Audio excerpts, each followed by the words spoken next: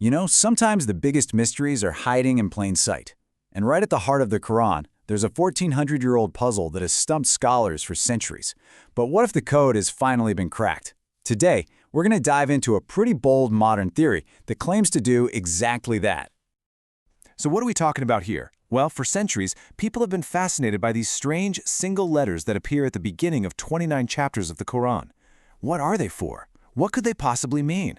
It's a question that has sparked endless debate and, until now, has remained one of the text's great unsolved mysteries. These are called the al-huruf al-muqattarat, which basically means the disconnected letters. You've probably seen them. Letters like alif, lam, mim, they just sit there, and they don't form any words we can recognize. The traditional view has always been that their meaning is known only to God. So trying to figure them out seemed kind of pointless, maybe even off limits. But what if they aren't random? What if they aren't unknowable at all? This is where a compelling new theory comes in, proposing a complete solution. It argues that these letters are not just a bunch of isolated puzzles, but are actually key pieces of a single deliberate system that's woven through the entire book. And the scope of this claim is just massive. The theory doesn't just explain the letters. It presents them as the key to unlocking a single, overarching architecture that overlays the Quran from beginning to end. So we're not just talking about letters anymore. We're talking about a hidden blueprint for the entire text. So what is this new blueprint then? Let's take a look at what this proposed architecture actually looks like. Okay, so here's the big shift. Traditionally, the chapters, or surahs, are divided up into Meccan or Medinan, right? That's all based on historical accounts from outside the Quran. This new framework says, let's set that aside for a minute. Instead, it argues that the mysterious letters themselves organize all the chapters into 5 distinct architectural sets based entirely on the internal logic of the text itself. Now, how do you even arrive at a conclusion like that? Well, the core methodology is something called pan-textual analysis. The idea is actually pretty straightforward. You treat the Quran as a complete, self-contained system. You ignore external literature for a bit and focus only on what the text itself has to say. It's a really disciplined 3-step process. First, you isolate a word or a concept. Second, you hunt down every single time it appears anywhere in the Quran. And third, you build a consistent meaning based only on that internal evidence. This text-only approach is what underpins this whole theory. Okay, so using that method, what did they find? This is where we get to the heart of it all, the 5 sets of surahs. The key number here is 5. According to this theory, you can neatly organize the entire Quran into 5 functional categories, and each one is defined by those mysterious letters, or in one case, the lack of them. And here is that proposed blueprint. The 5 categories are the writ set, the remembrance set, the Quran set, the mankind set, and the hidden set. As you can see, each one covers different chapters, and each is aimed at a totally distinct audience with a specific purpose.